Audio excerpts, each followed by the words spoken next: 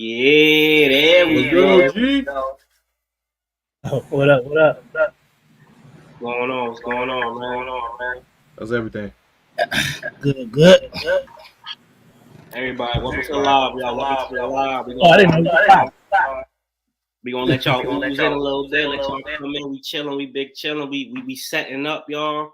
We gonna let a couple of y'all get up in here. Then we gonna explain the rules. Then we gonna get started ASAP.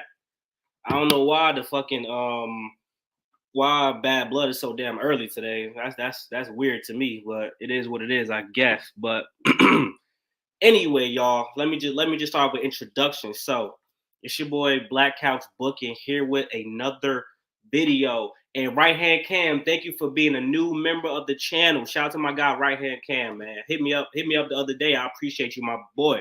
But it's your boy Black Couch Booking. Check out that video I just dropped today about the Street Profits. I fucking knew they was gonna lose, and I told y'all yesterday when I went live that if they lose, I'm dropping the video. It dropped, but I'm here with two special guests, and we doing it, y'all. I'm here with my guy Ricky the Shadow, one of the best upcoming reaction channels on this platform. So y'all make sure y'all go check out my guy Ricky the Shadow. After this, of course, make sure you subscribe. And I got the expert himself, Expert Level Wrestling Podcast, aka Afi Kingdom, aka Mr. I Write Books in the building, y'all. So we about to get lit today. I know a lot of people joined, a lot of people was confused about the time, but we gonna get it started. But let me let the guys introduce themselves before we, start our drafting process and I explain all the rules. If you just got here, I didn't explain the rules yet. I'm gonna let my guy Ricky the Shadow introduce himself real quick. What's good, y'all? It's your boy Ricky the Shadow. Welcome back to another stream. As promised, we're doing it once again. We got something special for y'all. And yeah, just hang tight because y'all gonna like this. And yeah, let us know what y'all thoughts on Bad Blood. It's about to start, what, in an hour from now? So yeah, we're gonna try to do this real quick. And yeah, subscribe to our channels. Follow us on our Instagrams and all that. And yeah, man, we got something special for y'all right now. So stay tight.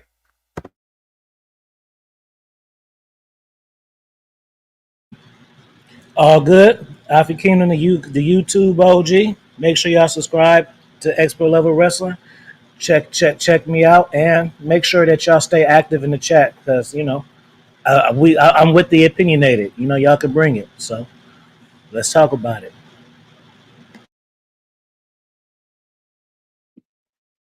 All right, boom. So we're gonna have a lot of people joining in and out, as you guys know. You guys know last time we had a high of 200 people joining in and out the session. So don't worry, y'all. Don't be scared about how many we got right now. Just watch how many we got at the end. So I'm gonna give the rules to the guys who are here right now. So we are doing an all-time pro wrestling fantasy draft right here. Three great wrestling minds, and the chat got to decide who has the best roster. Now, let me explain a couple of things. First things first, it's going to be 10 rounds, 5 men, 5 women. Now, you could draft in whatever order you want. You go 1 man, 1 woman, 2 women, 1 man. That don't matter. It's up to you completely. We're gonna pick our brand. So the brand could be any brand. You could choose a brand from any era. We both can have SmackDown, but they can't be from the same era. And then also we're gonna choose 1 man champion, 1 women's champion. You get to pick whatever kind of championship that you want to pick. So this is one of the greatest all-time fantasy wrestling drafts ever. And I know it's gonna be exciting. I know everybody's gonna watch the replay if they don't catch it right now. So with that being said, my guy Ricky the Shadow does have the #1 pick. However, since I have the last pick, I get to pick the brand that I want first, and then Afi Kingdom going to pick his brand, and then Ricky the Shadow picks his brand last. So that being said, with the #1 pick for brand, I am choosing the Ruthless Aggression era SmackDown. That is my brand. Take it away.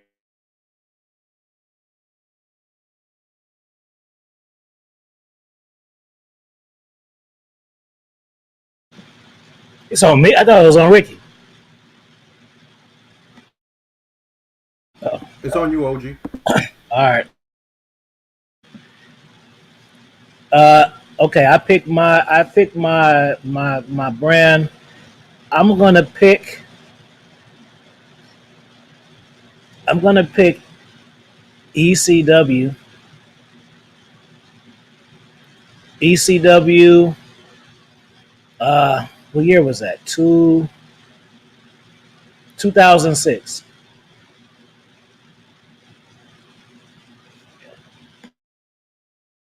So on you, Ricky. Pick your brand. Shoot, man, I was hoping he wouldn't say that, but my brand pick is ECW, the original ECW from the 90s. Basically during the Attitude Era right then and there, basically. Hey y'all, look, we already coming with surprises. So to recap for anybody that just joined, we just picked the brands that we're gonna have for the draft. I picked SmackDown and I picked during the Ruthless Aggression era. Alfie Kingdom picked ECW 2006 era. And Ricky the Shadow picked ECW OG era. So I'm already surprised. I thought somebody was gonna pick Raw's War for sure. I thought somebody was gonna pick some Attitude to era type of stuff, but you know what? It's all good. And with that being said, we're gonna start the official draft right now. Ricky the Shadow has the number 1 pick. Then we got Afi Kingdom. Then we go to me, and we're doing a snake draft. So then we're gonna go me, Afi Kingdom, Ricky the Shadow, and keep going back and forth like that. So Ricky the Shadow, what is your number 1 pick for this year's all-time fantasy draft pro wrestling? So for my first pick in the number 1 draft is none other than the greatest luchador in the history of all of professional wrestling, Rey Mysterio Jr. I forgot to explain. You got to give a brief explanation of why you pick each of your picks, by the way. Got you. Rey Mysterio, he is the best luchador of all time, like I just said. The man has done things that no wrestler can say they've done. Name me one person that can say they wrestled for ECW, WCW, WWE. He even wrestled in AAA for a while, Lucha Underground, and he even was in the first ever All-In pay-per-view at AEW. Who says they can do that? The dude has accomplished so much, you can make a whole video about it. That right there is enough why you pick him as number 1. Experience everywhere, from Mexico to Puerto Rico to North America, South America, Japan, you name it. Rey Mysterio has done it all everywhere. It's on you, man. Let's see what the expert got for us. All right, let me do a disclaimer. So, since I'm a older fan and I'm an invested fan, I'm going off the dome, but I'm doing it in a way where I'm strategically not gonna pick the favorite shit because people are gonna say the same shit over and over again, and I don't want to be that guy. So, what I want to do is introduce people to different shit that they might not know, and then they can kind of go invest in that, and then maybe y'all like something else, you know. So I'm saying all that to say, my pick for the ECW that year is Randy Orton. That's my top pick. Okay, so the reason why I picked Randy Orton, for the obvious reasons, he got the look, he has the all that shit, the look, he has the skills, he has the legacy, all of that. But the flip side is because Randy Orton, see, a lot of people don't look at it like this. Randy Orton is considered a top 10 favorite, even a top 5 for some people. But if you think about it, he was the cancer behind some of his shit because he was positioned as the anti-hero to Cena, but at times he could have actually been Cena, right? So I'm booking him as the Cena level person. He didn't get the opportunity to do that. But on top of that, I'm using the ECW to make my booking uncensored with real stars. Yeah. I like that. So, y'all, I'm caught off by surprise. If y'all need a quick recap, Rey Mysterio was the number 1 pick. Alpha Kingdom has the number 2 pick, which is Randy Orton, and both of these guys, their brands, they chose ECW. Why you say what I'm talking about? I just gave a whole flowers to Randy Orton for 5 minutes. He said, "What you talking about? He's the GOAT." Nah, I saw in the chat. Nah, bro, Yo, I saw that. That shit pissed me off because I'm like, he missed a did little you just bit, came in? Like, I think he got cut off. He had to have joined like after you said that. But yo, real talk, I'm surprised. So we got that. We got 2 ECW brands with their first picks, and now Ruthless Aggression Era SmackDown. It is my pick, and I get 2 picks because we're doing a snake order. My first pick, my number 1 draft pick. This should be an easy one for everybody. I'm picking the greatest wrestler of all time for my brand, the Heartbreak Kid, Shawn Michaels. That is my number 1 pick, and the reason why he's my number 1 pick because he's the greatest. Not only he's the greatest wrestler of all time, he's one of the most influential wrestlers of all time. Whether it's the Attitude Era, whether it's the Ruthless Aggression Era, he had matches in every great era, and now he's going to be one of the greatest bookers of all time as well. That's how his career is going to go down. And now I have another pick because we're doing the snake order. So going back down, I'm going to fuck everybody's heads up, and I'm going to get this out the way early. I'm picking a woman for my number 2 pick because you have to pick 5 men and 5 women. And my number 1 pick for my women, and this one, it shouldn't be too crazy, I don't think. Fuck it. I'm picking Charlotte Flair.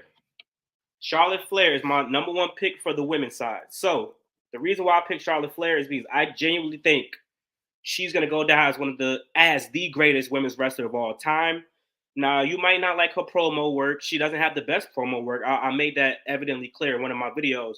But I cannot acknowledge that she is one of the greatest in-ring workers. Not only that, it's just something about her. Whether she has a championship for 1 month, 1 week, whatever, she got that aura. She got what it takes to be a star, just like her pops.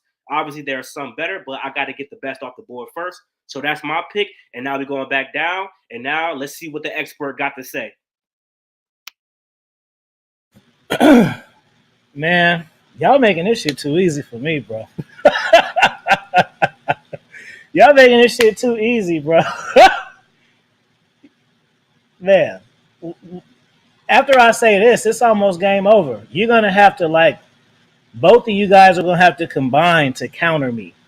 Okay? So we got Randy Orton is the star of my company with ECW rules and ECW presentation. See, I got you there because you got the old. There's a ceiling on the old, but there's no ceiling on the new. Right?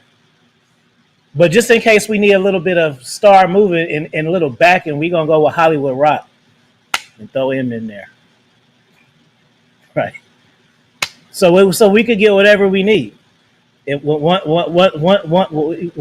to come to see him, and then he's going to introduce everyone else to the whole squad. And if we need those resources for bigger sets and stuff, we can do that too. And, with wrestling, we got a star. We got a bigger star with funding, so now we need an attraction. So now we're going to go with Coat Undertaker. He's going to stir the pot.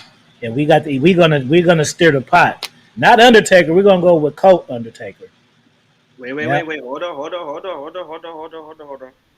So which pick are you going with? You only got 1 pick. I thought you said 2. No, we going back down. So I had 2 because then it start for me, then it go back down to you. Okay, we'll do the Rock. Hollywood Rock. All right, got you. But don't worry, I'm not gonna take that pick you just said either. I'm not mad at it though. If that's your next one. Ricky could be real. There's hella versions of the Undertaker, so I wouldn't think you would pick that particular version. Ricky is on you.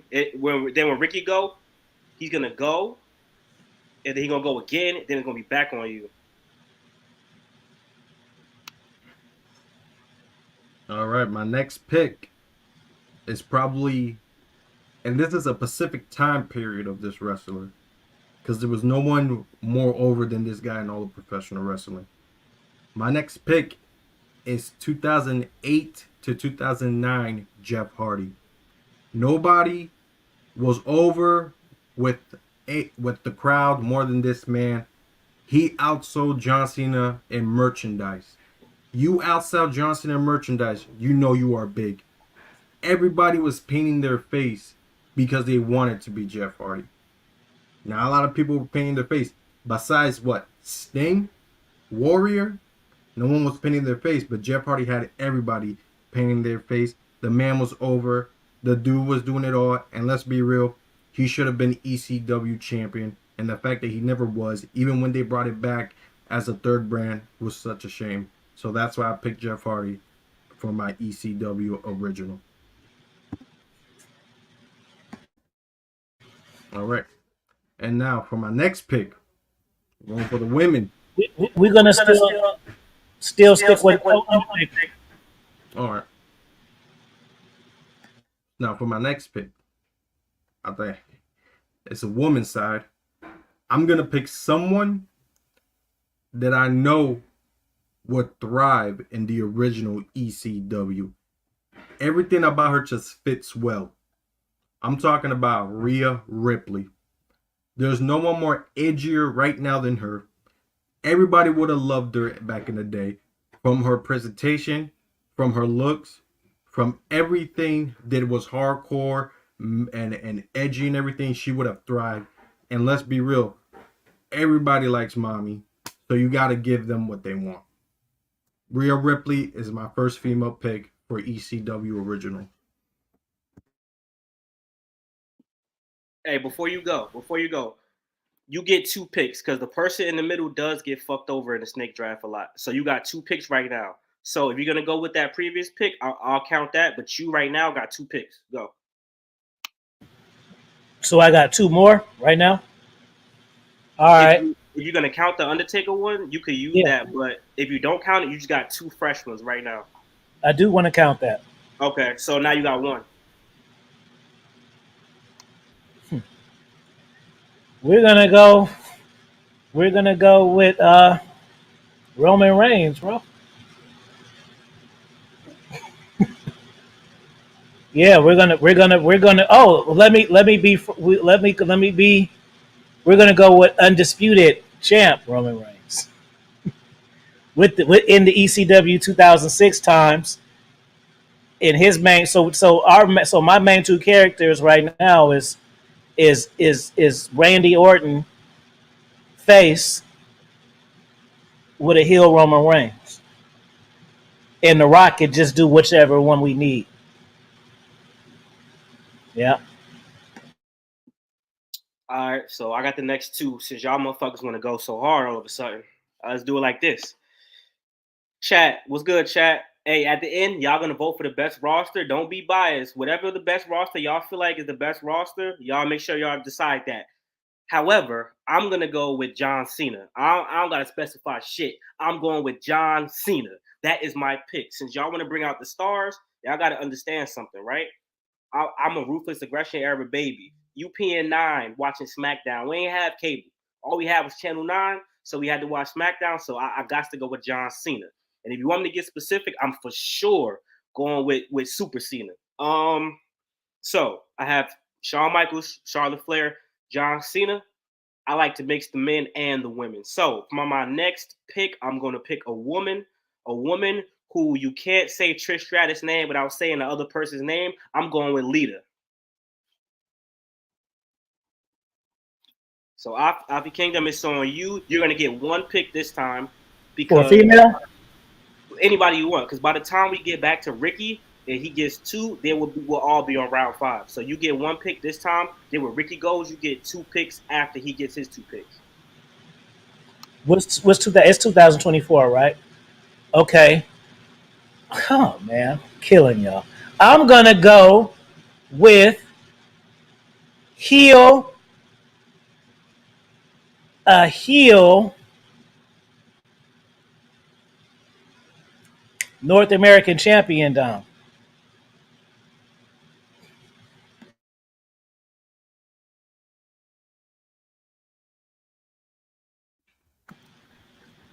Not bad. Just why I picked him? Because look who else I picked, and look where he goes. Look, see, wrestlers are a lot of times only as good as their opponents. So he's good on himself. So imagine the point where Dominic gets to spar verbally or get roasted by The Rock. Imagine the kind of heat Dominic gets roasted by The Rock. Imagine the kind of heat that Randy Orton gets by killing Dominic. Then later on, 8 months down the line, we can bring in the Colt fucking Undertaker to take control of them all. Then we need Hollywood Rock to come bring them back. You know, whatever. So we going with heel Dom, preferably that version, because not even this version right now. That version when they all had the titles, that version right there. You got two. Not bad, not bad. For my next pick, I'm gonna pick a man who has done something that not any wrestler has done, and he's the only one to do this.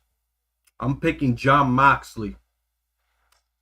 I'm talking about Jon Moxley, not Dean Ambrose, Jon Moxley. Because Jon Moxley is the only one that has won the WWE Championship, the AEW Championship, and the New Japan Pro Wrestling Championship. No other wrestler has won those 3 titles. He's the only one to ever do it. And he will thrive in the ECW original because look what he does in AEW. The man likes to bleed. Everybody would have loved him. He would have been the biggest star. Hell, he would have been with a tag team with New Jack or Mick Foley because of how much of a hardcore dude he is. So I'm picking Jon Moxley because of that. And let's be real, whether you like it or hate it, he will forever be known in the wrestling world. He was part of the Shield. He is solidified in wrestling. He is a big star as well. He carried AEW. He's going to carry ECW alongside my other picks. And for my next pick, I'm going to pick a guy who's underrated. And this guy, I'm going to specifically pick him because I know if him and Rey Mysterio go at it, they're going to put a banger. I'm talking about Pac. Not Neville from the Cruiserweights, not Neville from NXT. Pac those bangers after bangers. He is, people don't like to talk about it, but he is the first AEW wrestler to become a double champ. And I'm not talking about he had 1 title from AEW and 1 title from Ring of Honor. No. He had 2 titles from AEW. He had the All-Atlantic title, that's now known as the International title, and he had the Trios title. So that makes him the first ever double champion in AEW. And him and Rey Mysterio are going to throw bangers. And let's be real, ECW originals, they love to have a lot of cruiserweights. So that's my pick. But you got 2 picks. But before you go, I don't know if you was paying attention. You have 5 men. So you already drafted all your guys. So now you got to draft your 5 women. You got 2 picks though. Just keep that in mind. I got you. I'm talking about Afi King. You still got some. Oh, bad. I can't pick no more dudes. Nope. 5 men, 5 women. See, I Okay. was hoping. All right, so with the women,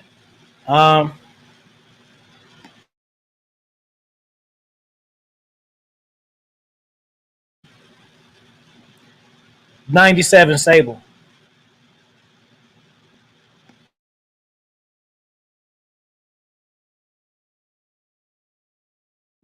You got another one. See what happens? You see how raunchy we gonna get with the ECW booking, and then we got the naked bitch. Oh, it's over. She gonna bring all that. She gonna bring everybody. So all the thirsty cats. She gonna bring all of them because they want to see her titties with their hands over it. And then look at my product. See, that's the finesse game. You got another one.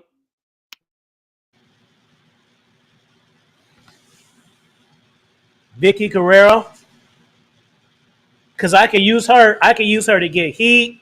I can use her to take bumps. I can use her to get ultra heat.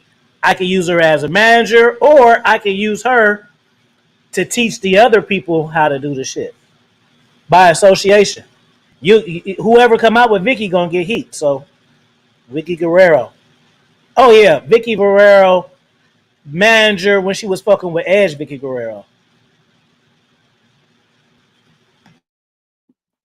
With that being said, I appreciate you bringing that up. Because if y'all know me, I wasn't going to go this draft without drafting my favorite superstar of all time. I'm drafting the ultimate opportunist Edge, Mr. Money in the Bank Cash-In himself. Yes, that is my 5th pick for my brand. And I get another pick And with my next pick, I'm going to draft the guy who I think is better than Roman Reigns as a wrestler and should be considered top two, if not top three wrestlers right now, Seth Rollins. And I'm going to get the Monday Night Messiah, Seth Rollins. I really like that gimmick. I like cult type shit. So I was really disappointed that he wasn't able to do that in front of people. That's my favorite gimmick. 5 men. Hold on, y'all. And the music too. I like that music that he had too. If y'all didn't know, we're doing 5 men, 5 women. So we keeping it concise because we wanted to make sure we ended before the PLE starts. It's gonna start at 6, but you know what I'm saying, we'll still have more time to chill in the stream and talk because y'all gotta decide who wins shit like that. So don't worry, we good. But we doing 5 men, 5 women. So right now, yeah, I chose Edge and Seth Rollins. Edge, Money in the Bank Edge is one of the best. Both cash-ins are 2 of the best cash-ins ever, in my opinion. Especially when he cashed in on Undertaker because it was so unexpected. I like shock value and surprises in wrestling, and that was a good-ass surprise. That became a good-ass run. And Seth Rollins, like I said, I genuinely think that Seth Rollins should be considered the best pro wrestler in the world right now. Just because he's not in the highest position or he's not the most talked about storyline, he's levels above his contemporaries, and him and Kenny Omega should be 1A, 1B, and I think Roman Reigns should be number 2, in my opinion. So, Afi Kingdom is back on you. You are on your eighth pick, so you got 1 pick, and when you go back around, you're going to have 2, and then you're going to be done. You're going to have your 10 in total, and then we got to catch up. I'm gonna go with the man Becky Lynch, the man version. Heat face promo. I could put her. She could be the face of my company. I can have her work heel with and get major heat with Vicky, or I can have her go against her. Yeah. And she can talk. So I don't even have to have her to talk, but just knowing she can, when she does talk, is gonna be super impactful. Because I ain't gonna rely on it because I got so many other pieces. Yeah. You got 2, Ricky. All right. So I like how OG said he got Sable, because the men gonna thirst over her. Let me tell you something. I got something better than Sable. See, while you got a blonde chick that looks good, I got a blonde chick that looks good and can wrestle her ass off. I'm talking about none other than NXT version of Mandy Rose. Everybody liked that run. She improved amazing. She wrestled her ass off. And let's be real, we all saw that video of her in the swimming pool. So that's that. She also does bodybuilding, which means if she does a bodybuilding show like what's the biggest one, Miss Olympia, she wins it, that's going to benefit my brand. And people are going to put more eyes to my product. And then my next pick, you took John Cena away from me, Couch. I ain't gonna lie. So, but luckily I had a backup plan. And that's why I'm gonna pick 2001 Kane. There was no one bigger and stronger than that dude. That dude should have won the Royal Rumble, not Austin for the 3rd time. And if you look at his match when he was IC champion during that time, he was doing stuff that a big guy like him should have never done. So, yeah, and he burned people on fire. And ECW, especially in the originals, loved fire. So he's definitely going to be beneficial. Those are my 2 picks. You ready? I get 1 or 2 right now. So I'm gonna give it up to you because you could use your last 2 right now, or if you want to do 1 and then come back and do your last 1. We got to catch up. We like 2 behind you. NXT Bianca Belair. Fuck. Okay. But the ECW rules. She'll be the black face of the company because she's going to be in a position to talk all she needs to. She has the skills and the face. She could be a Barbie doll. So that's how much attention we got. We already got Sable bringing everybody in. Then we got the Black Barbie over here. She's not booked as the Black Barbie, but she should be booked as a Black Barbie. Not as far as being prissy, but they need to press the black role model shit harder. Because she's natural, she's pretty, she's not ghetto. You know what I mean? They need to push that black narrative. You know, even like I'm not a big fan of Naomi, but Naomi got that sass to her. Like that's already too much what they think. Let's get the Black Barbie in here, a woman who has the skills. She looks so good that she don't need the skills, but she actually got the skills. Women will want to be like her, like how they wanted to be Obama president. They want to look like that, act like that, and put the position. So this ECW shit is, we already passed in WWE at this point. My version of ECW, it's already passed. WCW, they already got put out of business. And WWE is already going because we got these big stars, and then we got Hollywood Rock funding everything, bro.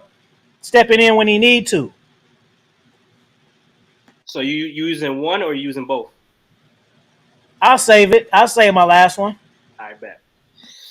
Okay, so with my 2 picks, I gotta think really, really carefully, because you doing your thing right now. Because I got a list of people I wanted, so I have 2 women. So let me go with. Let me go ahead and put these belts on right now. let me go with the women. So for my next pick for the women, I am going to go Sasha Banks. Not Mercedes Moné. I'm gonna go Sasha Banks, and the Sasha Banks that I'm referring to is the Sasha Banks that went against Bianca Belair, the first 2 black women to headline WrestleMania. Whether people like it or not, Sasha Banks is the greatest technical women's wrestler of all time. You can say it's opinion, but I think it's a fact. I mean, you know what I'm saying? So I'm going to go with Sasha Banks. She got all the intangibles. She got the star power, everything like that. And I only have 4 men. So with my last pick for the men, I think I'm going to fuck everybody's head up with this. I'm going to go with a guy who earned everything he has now, the biggest contract in AEW. I'm going to go Swerve Strickland. And the reason why I'm going to go Swerve Strickland is because WWE fumbled the bag. The shit the shit they're doing with Trick Williams now and all that shit, they're doing that to compensate for what they should have done with Swerve. Swerve should have been the guy. And y'all see what the fuck he got going on in AEW. The highest paid. So he will be champion again. So I was going to go with another guy. I'll talk about it at the end. But my last pick for the men, I'm going to go with Swerve. Let's get it. And you got your last pick, which is a woman, by the way. This was a handy. I got one of these belts from you, and I got one of these belts for you. That's what made me double champion. So put some fire signs if y'all ready. Because if y'all can tell just by these selections and outbreaks, I know my fucking shit. When I name my shit, then I get to turn my camera off. It's already over. Let me just go. Let me just say my lineup, just in case y'all don't know what my lineup is. I just seen it. So I got, bro. First off, we working off 2006 ECW rules and production. Not like Ricky the Shadow, not the sketchy ass Paul Heyman version where he wasn't able to pay people. We using the for real version where we had the backdrops, where we had the entrances and everything. So that's our style. That's our foundation. And with our foundation, then we got Hollywood. Excuse me, Final Boss Rock. I fucked up. That's what I meant. Final Boss Rock. I didn't mean Hollywood Rock. I meant Final Boss Rock. This already over from there. Final Boss Rock in 2006. That capability is all right there. But all I need is a star. Now we have a maxed out Randy Orton because he will max out under this type of booking. The Undertaker Colt version. That's major heat. Then we got the major heel Dominic Mysterio. We got Sable to bring in the people. Vicky Guerrero to connect shit. We got the Black Barbie because we selling fucking hella merchandise. Becky Lynch because she's going to be doing all the talking and all the press because she's a fire promo. She'll have a couple of movies by no time. So then we're going to bring in the older demographic and go with Intercontinental fucking China, bro.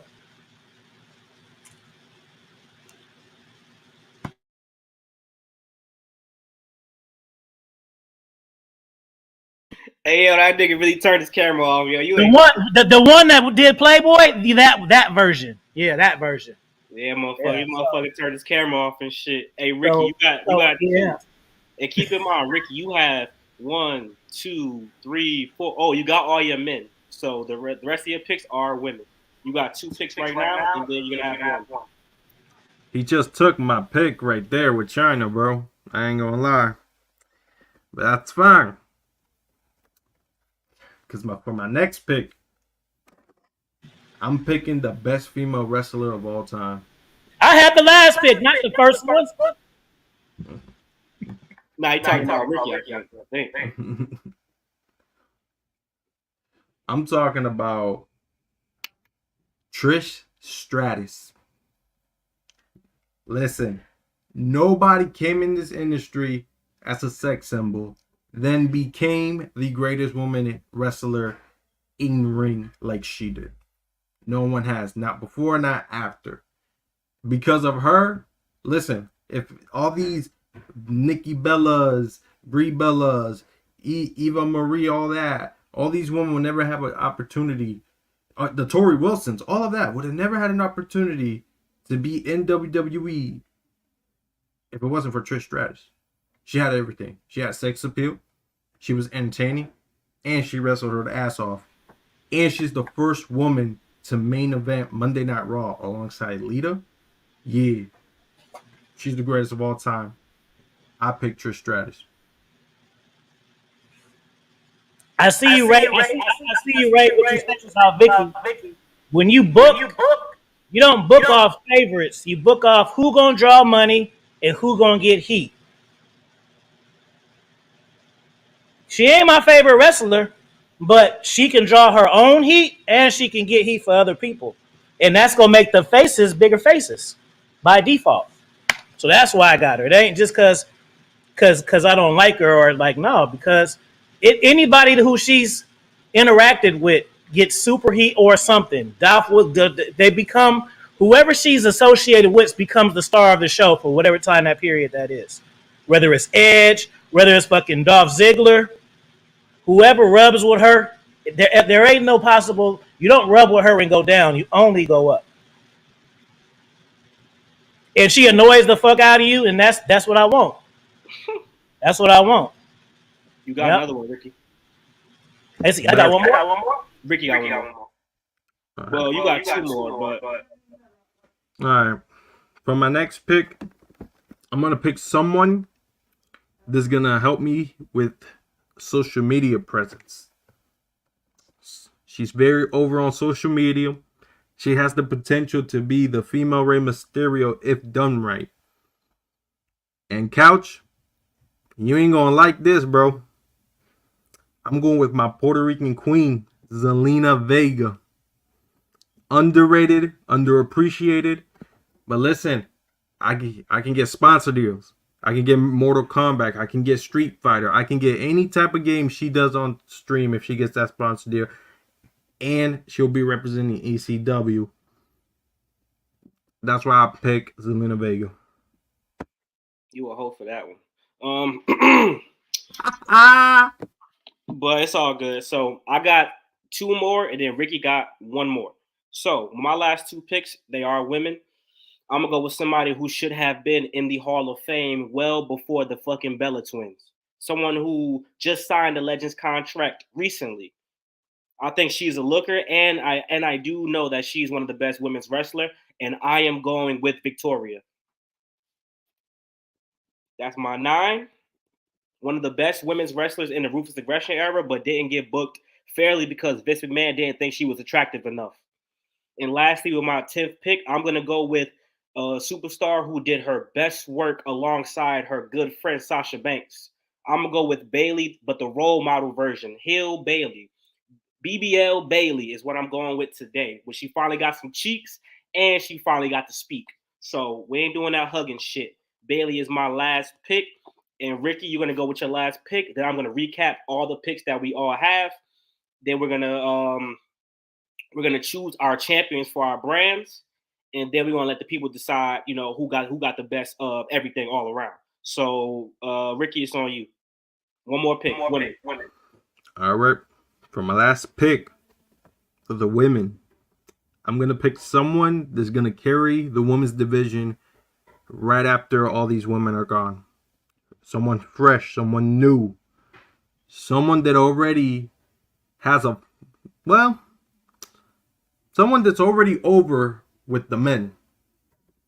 I'm picking the beautiful Jada Parker. She's young, she's new, and yo, if you look at her social media, the minute she debuted, that shit went up. So yeah, I'm gonna pick someone that's gonna do that. And I know for a fact, if she's alongside Trish Stratus, she's gonna improve better. She can be just as good as Trish Stratus, and that's straight facts. She's gonna give her that rub, and yeah, that's that. Hey yo, my brother said you won. Appreciate you, homie. Oh shit! But all right, y'all. So boom, that concludes the first annual draft. This is the first, and I think it's going pretty well. And we got hella time, so we can still so even if when the draft is done and y'all pick, we can still chat and chill before the show starts. The main show don't start at 6 o'clock. Don't fuck the pre-show. Hashtag fuck the pre-show. Put fuck the pre-show in the chat. You don't need a fucking pre-show. Fuck the pre-show. We're gonna tell you what the fuck going on for Bad Blood today. Fuck the pre-show. I like Miss Parker the same way I like Swerve. Like she is that, but it seemed like she is that. I see You know that like that's the reason why. Like I say, I don't know, and Okay. I actually seen her. I can't get into Naomi. She's too. You know that. You know, like it's just. They like be that how they think be that like no Miss Parker just seemed like she like that like it Naomi she takes every opportunity to be urban and just jump around and like I'm a black athletic girl who like yeah it's just I don't know I can't get into her but like with Parker it just seemed like I'm a young chick hey because this new generation if you think about it it's different like the women who they got the women who were kids, like when I was a kid, look who they had to look up to versus now. Like, you know, like you didn't necessarily have to study the craft and know the history and be a good worker to get over back in the day. So now it's the standard is so much higher. You know what I'm saying? Like she actually knows how to do stuff. She doesn't just lead off of I'm pretty and I show my titties and shit. So people, you know what I mean? She know how to throw, just like you know Becky Lynch. Like she was the first one to, and it'll never happen again. To headline WrestleMania, but the man was so over at the time, you didn't even debate it. It wasn't even like question. You were good with that. Like damn, she is pretty much the face right now, whether we like it or not. Because even when her and Seth was champions at the same time. He was still kind of behind her. It wasn't this man champion and my bitch champion too. It's the man and her man is also the champion. I will say. By the way, I hated that angle though. I hated that version of Seth. Like when they tried to people found out about their relationship and from social media and they tried to put it in the storyline. Our tag team and shit. It's like we know, but we don't want to like. We've seen other people do it, but for those two and they're both champion, it just came off cringe to me. And I will say I still think the best version of Becky Lynch is big time Becky Lynch for me. I ain't gonna lie. That was my favorite version. And let me say this. Shay Shay. So listen, I was thinking in my head, I knew none of us was gonna choose Stone Cold because Afi, me and you had this conversation before about niggas who think Stone Cold is they top 5.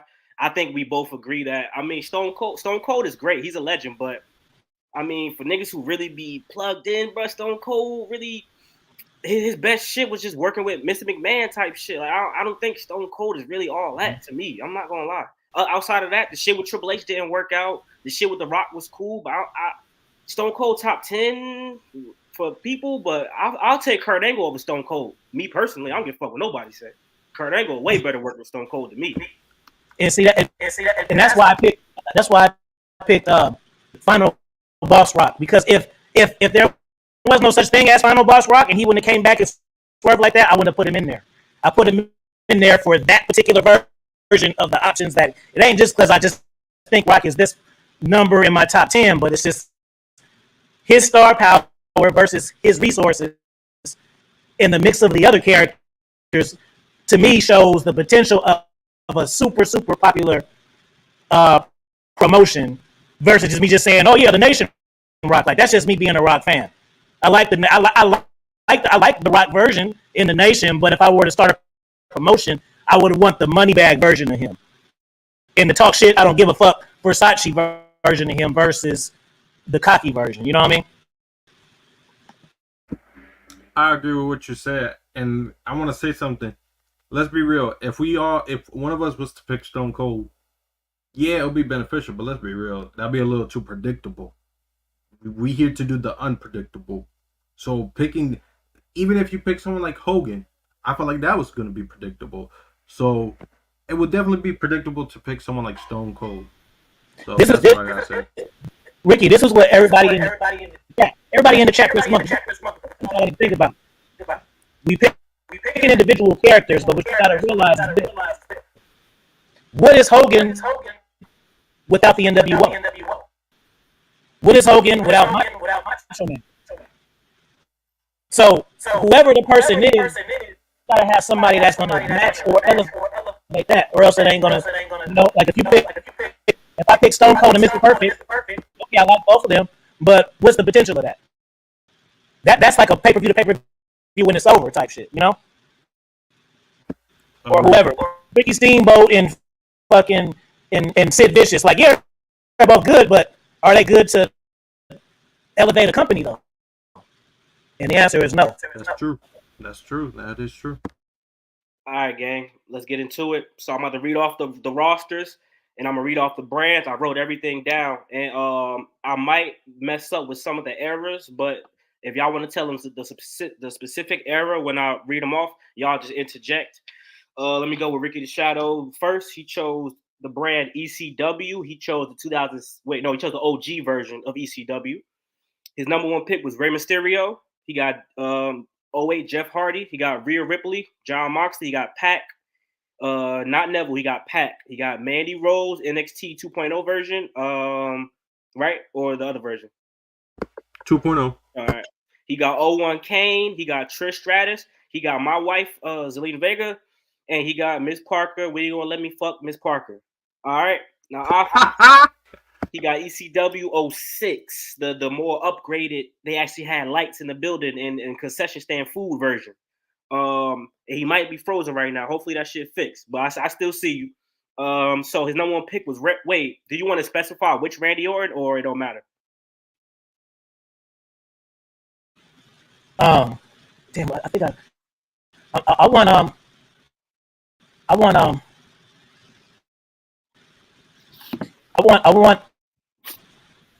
was saying this versus Cena, so I would guess that would be, what was their name?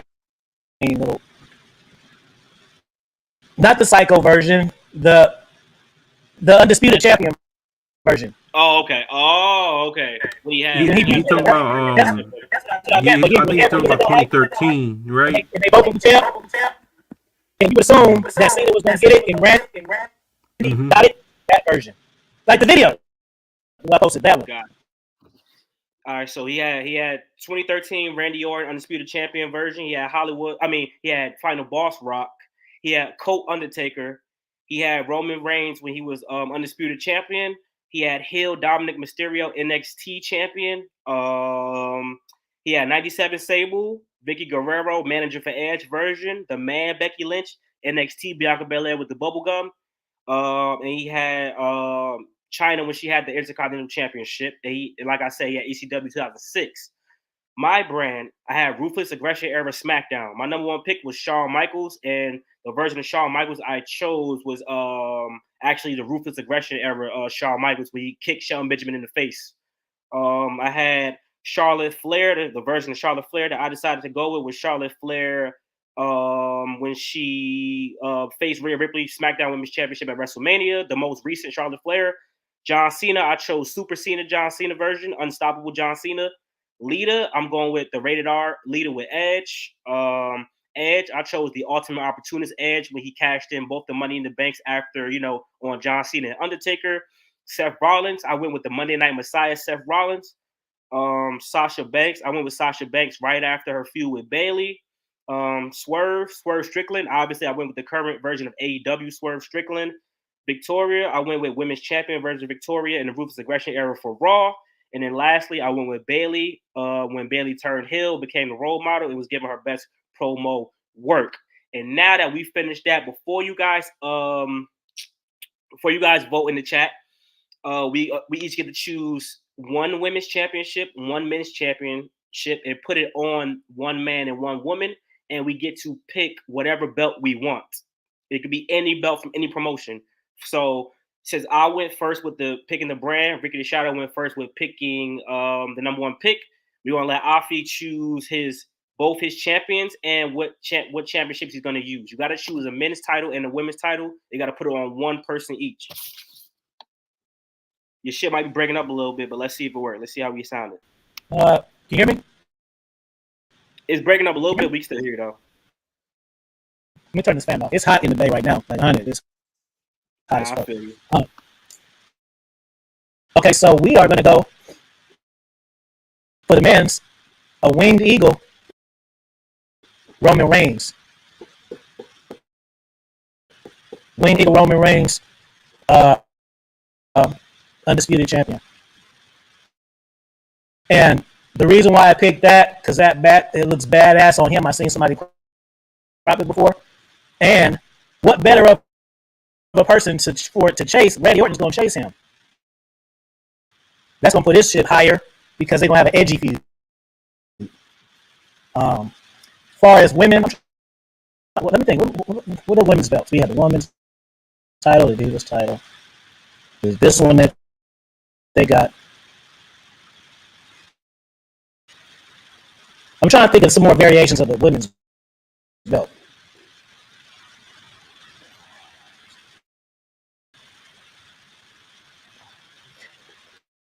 I'll just go with the World Heavyweight Women's Championship, and I'm gonna put that on Bianca Belair because we need one face champion and we need one face champion and we want one heel. So Roman Reigns is my heel champion and Bianca Belair is my face champion with the World Heavyweight title, and that's bringing back the nostalgia too for the older fans. That's the belt I wanted to, because there's not a lot of women's belts, so I'm fucking pissed. All right, so it's on me. I am going to I'm gonna do women's first. For the women, this one is easy. I'm gonna go United Kingdom Women's Championship, and I'm going to go Charlotte Flair. Obvious answer, I think. Biggest name. Put some prestige on that belt, and I think the UK Women's Championship is the best design to me. United Kingdom Women's Championship, NXT, Charlotte. And for the men, you went winged eagle, right? The winged belt, the blue with the blue in it, right? Yep. Yeah. Oh, good. So I'm going undisputed WWE Championship that Brock Lesnar had. And I am going to go with Edge. I'm having two heel champions in my company, so then we could build the story up for baby faces, have a Cody Rhodes type of story, John Cena got to finish the story. He can't beat Edge because he still got Lita and shit like that, and then Lita got to go after the belt, so we're going to do it like that. Undisputed championship Edge.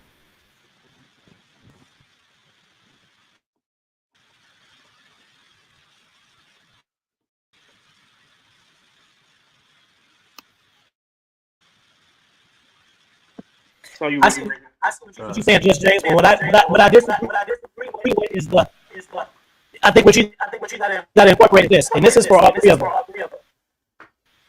You don't just listen to the name. The version of the name is a whole different thing. Just like if you pick John Cena now, it's not the same as picking Super Steve. Mm-hmm. You know what I'm saying? Or he picked in Big Yard Roman Reigns. It makes it different. because there's so many variations of the characters. You know, if you pick Edge, Money in the Bank Edge is totally different from Hardy Boy. You know what I mean? So that element alone makes it unpredictable. Really, each character has like five. You know? All right. This might be a little too predictable, but I have to do it. For the men's title, I'm going with the original ECW title. Not the big silver one that came when, who was it? Christian and Matt Hardy hold it. Not that 2006 one when RVD beat Cena and became double champ. No, I'm talking about the original one. And I'm putting that title on Jeff Hardy because I said it once, I'll say it again. The fact that he was never ECW champion ever, it's a shame. There's no one more extreme than that man, and I'm putting him as ECW champ. It is the most on-brand shit you can do. ECW mix Mr. Extreme himself, Jeff Hardy, as ECW world champion. Absolutely. And then I'm gonna pick, this might be a little controversial, but hey, I'm gonna pick the Divas Championship.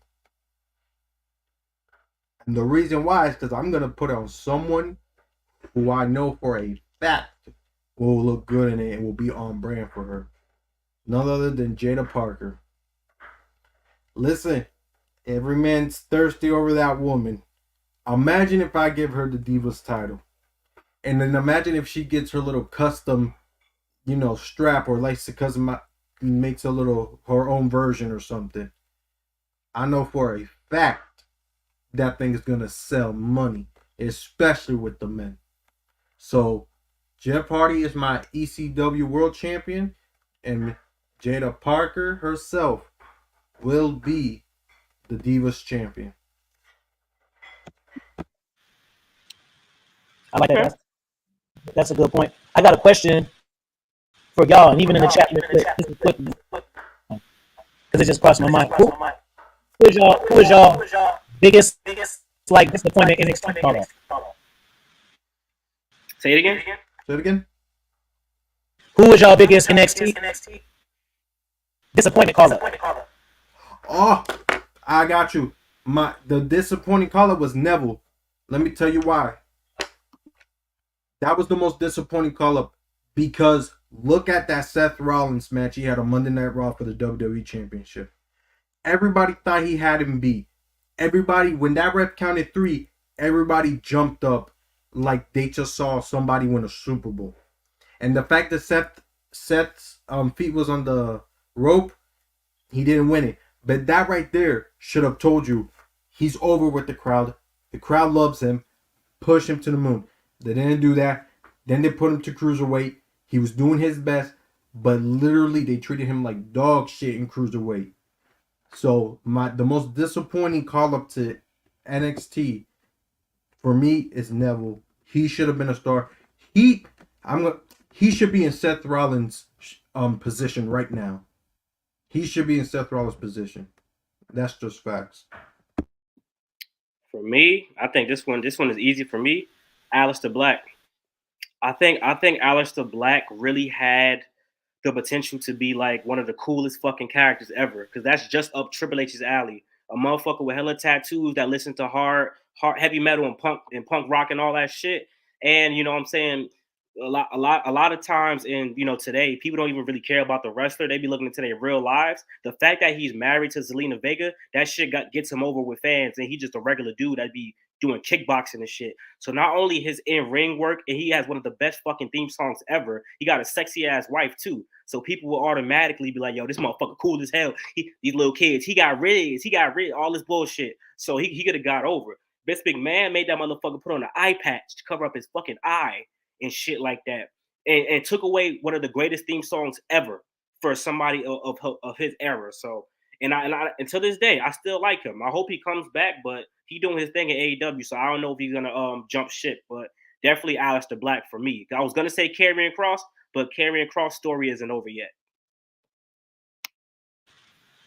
Cool. So you already know me. I gotta itemize. Let's just get used to it. I can't give you a straight answer. So I got a co-headliner, bro, and the reason is so my co-headliner is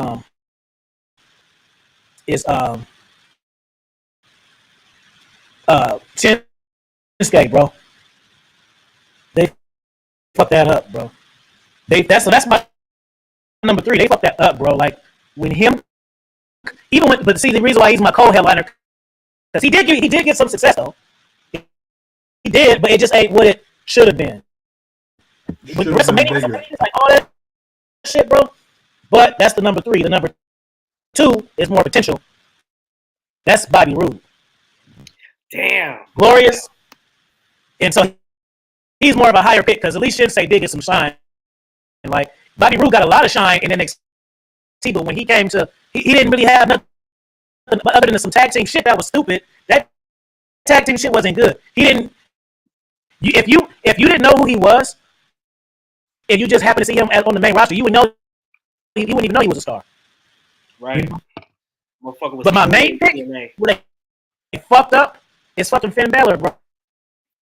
Oh my Finn God. Balor's supposed to be an ultimate warrior position, bro. He should be 1990. Demon should be selling hotcake shirts, bro.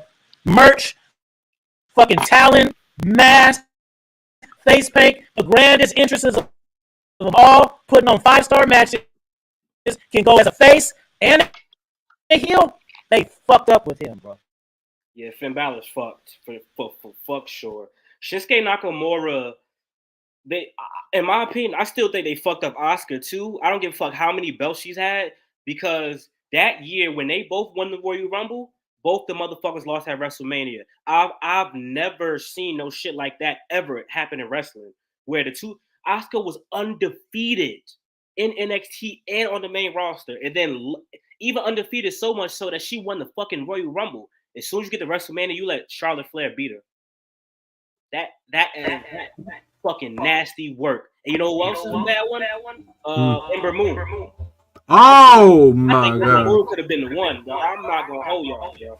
Because I feel like you said, she wasn't just a sassy black No. Ember Moon was Terrible different. promo. What? She was a terrible promo, bro. But I mean, a lot of them not that much better. Better now. On ROH, I seen her now. But back then, NXT, she used to be kind of. Can I say something? Her ring skills are so good, Julie. Lord, but to be a fan of it, you gotta talk about it. You know what? I want to bring up something, and it's actually about Finn Balor. I think he's actually the most disappointing call up because now that I'm thinking about it, he went from NXT, got to the main roster, got injured, was doing nothing, won a couple IC titles, then went back to NXT to reinvent himself, did another good run in NXT, came back to the main roster, and he's still not where he should be. So if anything, I think we can all agree that Finn Balor is the worst NXT call up because he got called up twice and then messed him up.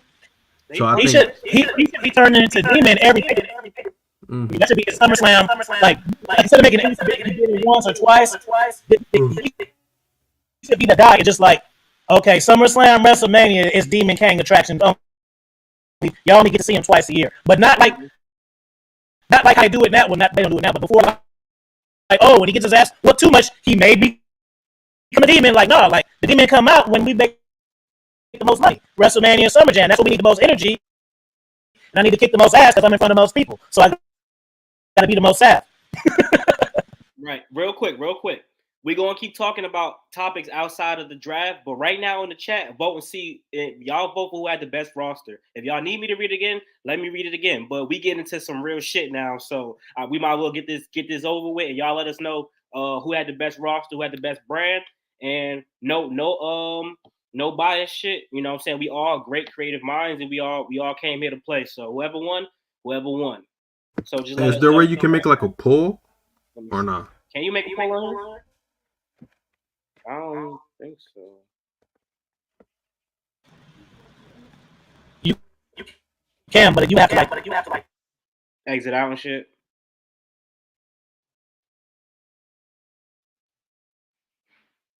see.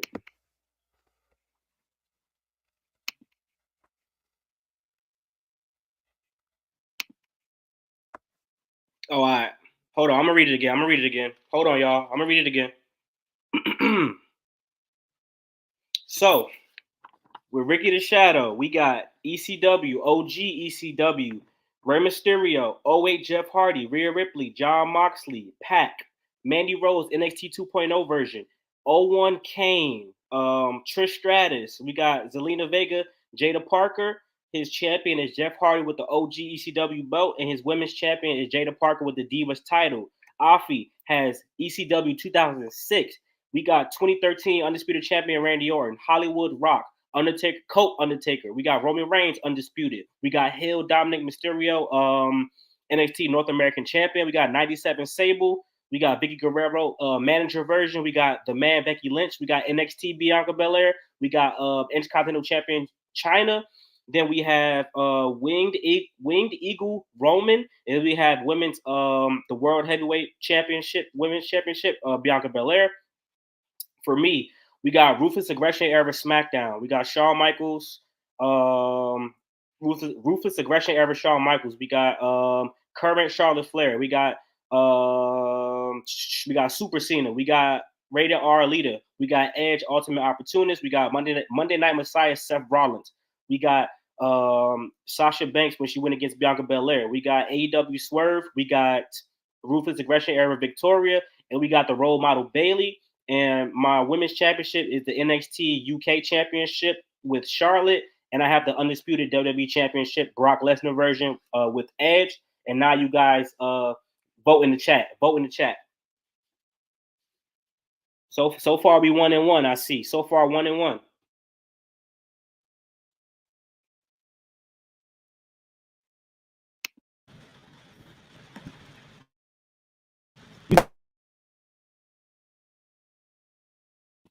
Hey, yo, this shit breaking up. You might have to turn your Wi-Fi on and off, Afi.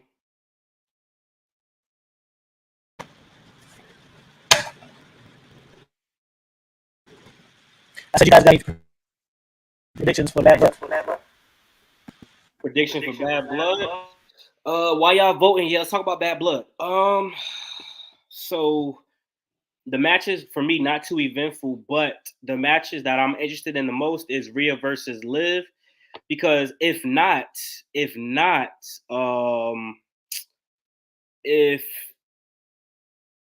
Tiffany doesn't cash in on Nia Jax and Bayley, I genuinely think that she might cash in on Liv and Rhea to break up that story, because I feel like that story doesn't need the women's championship involved in that story. So I think that the women's world championship is probably the match to see. I think, Drew versus CM Punk is going to be a great match. It's a Hell in a Cell match, but I do think that it's going to be shenanigans, and I think that we're really going to focus on Seth versus CM Punk in the future. So CM Punk probably going to get the win.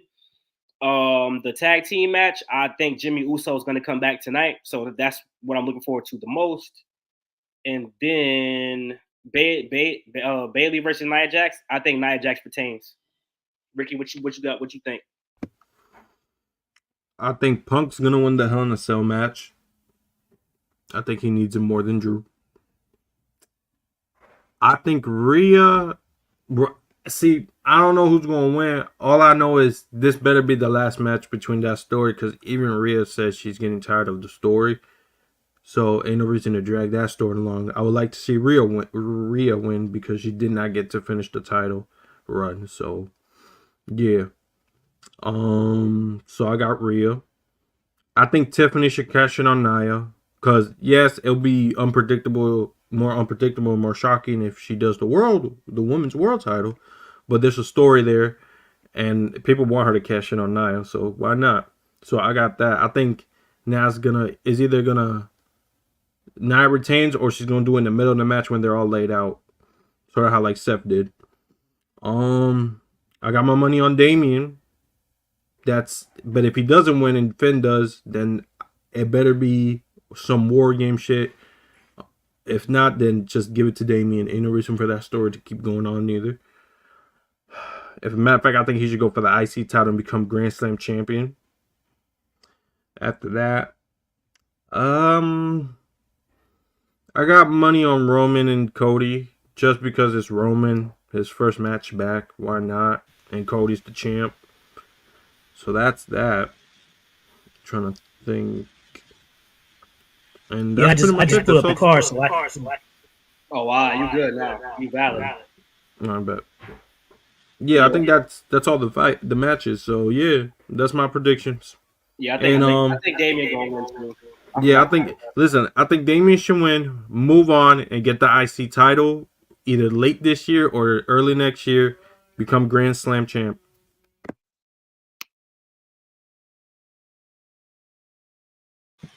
All right, let me see.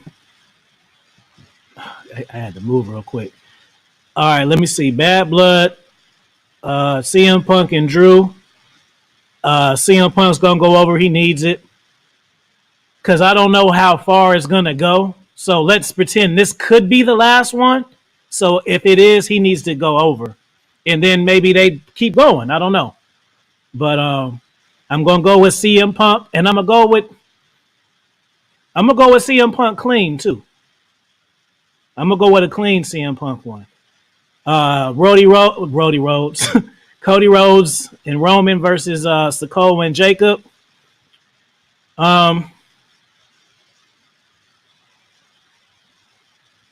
That's a tough one, right? Because it could go two things can happen tonight. The reason why it's tough for me because I can't take my own personal booking out of it.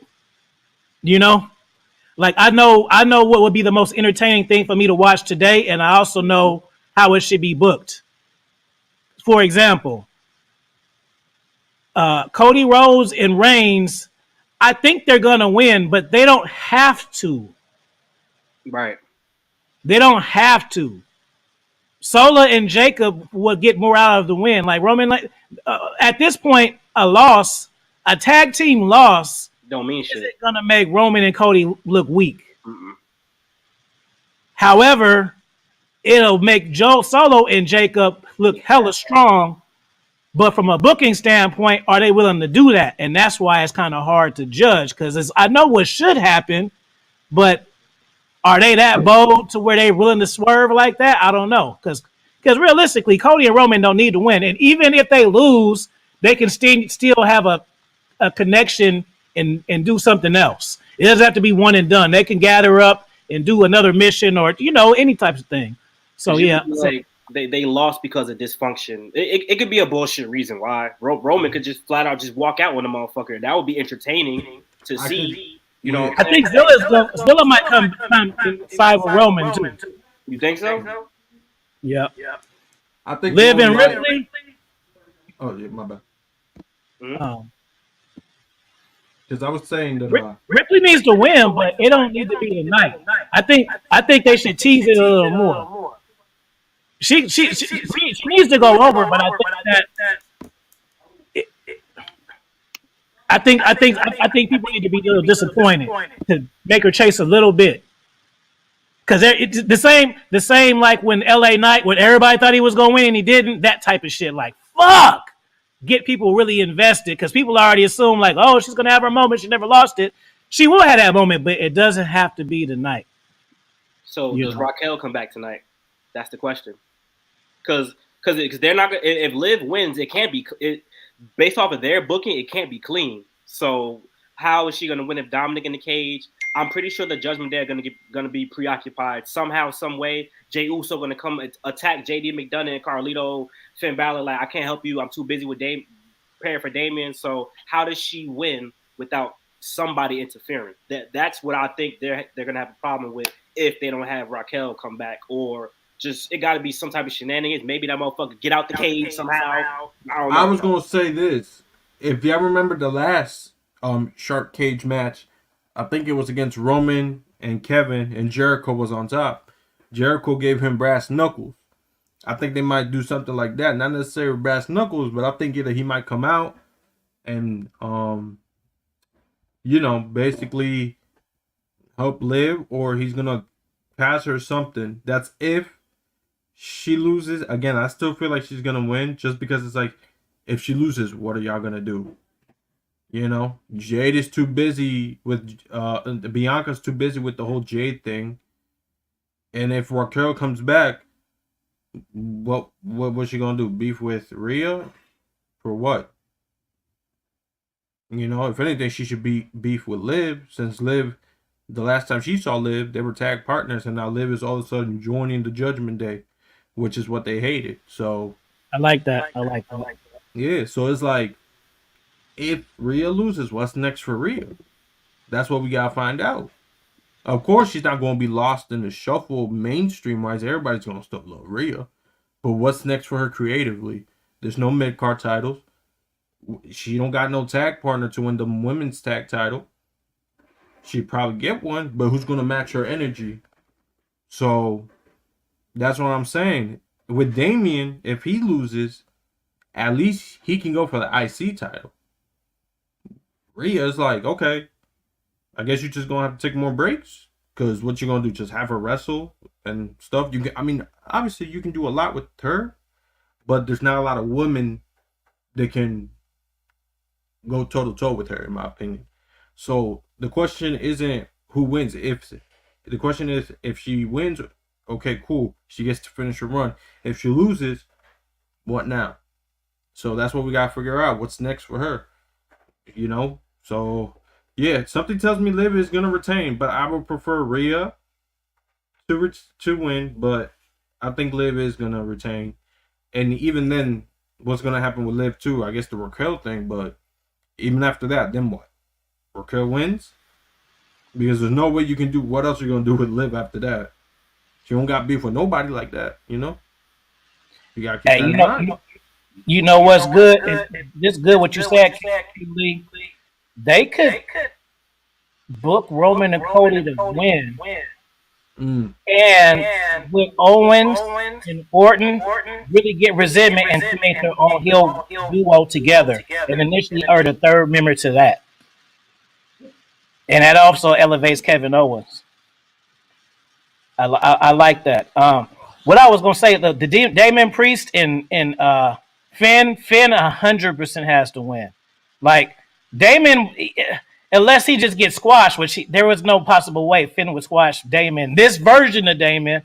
So if Finn loses, it's gonna get to a point where you're gonna look at him as a superstar enhancement talent. Like sometimes it's good to know when you know who's going to win, but you still want a little bit of what if.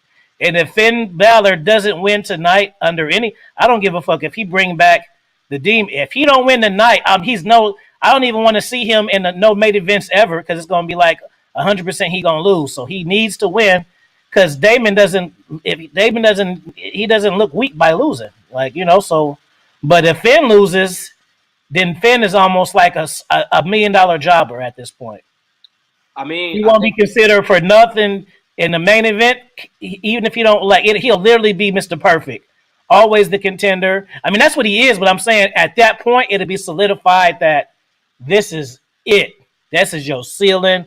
Mm-hmm. You want to take this 2.5 a year and elevate talent, because you're not going to be a star here. So that's which one do you want? I know you want that main strap. We'll go AEW or help put our guys over. What the fuck? Which one you want? That's what I think they're doing with him. I hate to say this because I really like Kevin Owens, but whenever I see somebody get in this type of position, you're basically in the Kevin Owens situation. Like, motherfucker, you are the Kevin Owens in Raw. Because what the justification could be is that, well, you know, Damian has to win because he still had momentum from that World Heavyweight Championship run, and he still didn't get a rematch yet. So if he defeats Finn Balor, the story is over. He don't got to keep going back forward to Judgment Day, which is why I initially said I can't see him or Rhea losing. But now I'm kind of starting to see why I would want Rhea to lose. But if Finn Balor lost, I mean, he did just re-sign that contract, I think. If I'm not mistaken, he got an extension, if I'm not mistaken. So and if they lose, what can they say is, well, he's still a world champion. He still got the tag team belt. So you can't say he's buried, even though they had them bitches for 100 days and defended that shit one fucking time against, the New Day, LWO, one of the motherfuckers who don't matter. So either way, they'll be like, well, Finn Balor still got a belt. And Damian, he doesn't have a belt. So we got to figure ourselves for Damian. I would say if they really want to protect him, which I think they really do, that like Damian Priest losing off shenanigans is not an issue. You know what I'm saying? Like if he lose off shenanigans, it's like, well, but at the end of the day, to me, that still make the Judgment Day look hella fucking weak. If they gotta win off shenanigans, Yeah, he can win. He can win clean. I don't think even if Finn beat him clean, I don't think people would be like, nah. It'll matter at this point. But I don't think they're gonna let they want Damian to look super strong though. So if Finn beat him clean, Triple H is probably gonna think, oh damn, they're gonna think, well, Damian's done, and then they ain't gonna know what to do with him. But I think they want Damian Priest to get a World Heavyweight Championship rematch, not to win it, but at least get another match with Gunther, at least. I agree with what you said. I want to add this as far as the women shit. Nia Jax should definitely 1,000% go over Bayley. Because Bayley didn't show me nothing in her reign. She had her moment. That was good, but she didn't show me nothing that made me want to do it. Now, I don't think the cash-in should happen tonight. I think what needs to happen is she needs to listen to Nia and be like, you know what? People are saying we got some tension. Let me go ahead and go over for that World Heavyweight Championship. Yes. And actually challenge for it. And then when she turns, it's going to really surprise people and get over because they didn't expect it. Like right now, we're waiting for it, and we're still going to get it, but let's swerve it a little bit and It's just like if I'm manipulating somebody and I feel that they're on to me, well then I got to swerve it back to let them know. So right now, you can obviously see that Nia Jax feels the tension. Is she? I think she may turn on me because now I got to watch my back. So as Tiffany should be like, okay, well, let me get the cops off my ass and either for real or pretend go with a World Heavyweight Championship, but because she still know she's the closest to her, so she could always get that one.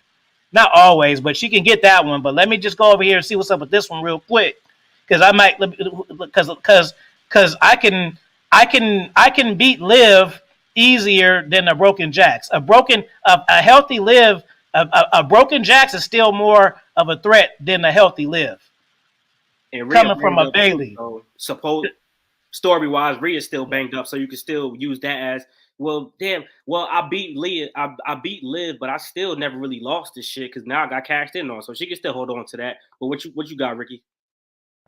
I was just gonna say that the reason why I think she should do it with Nia, yes, that's a little too predictable, but and it's what you said, OG. I agree. Bayley's title reign, I ain't seen nothing impressive. But I'm gonna say the same thing with Nia, man. I've been keeping very close attention to that title reign. I haven't seen nothing really interesting in my opinion. And not just Bayley and her, even the Io Sky thing.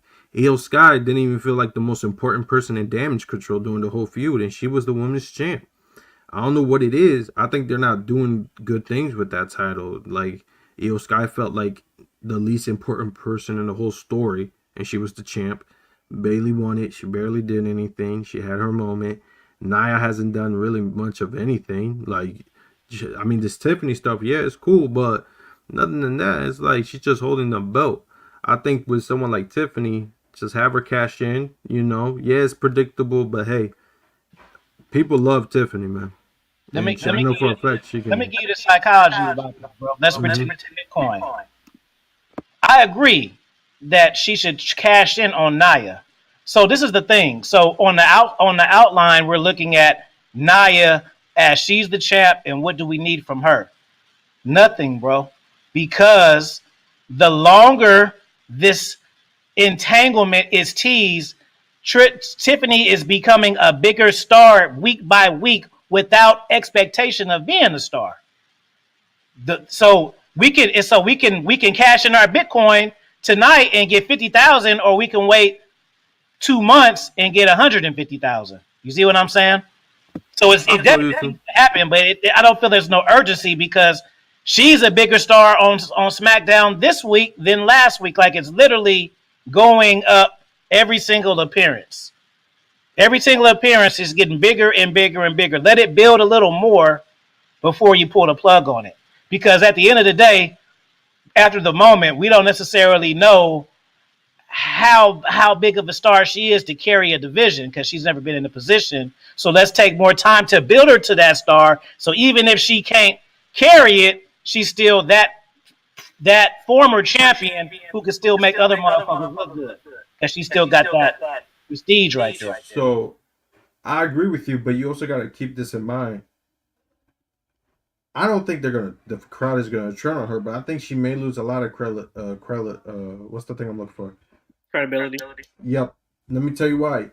Isn't it a weird pattern?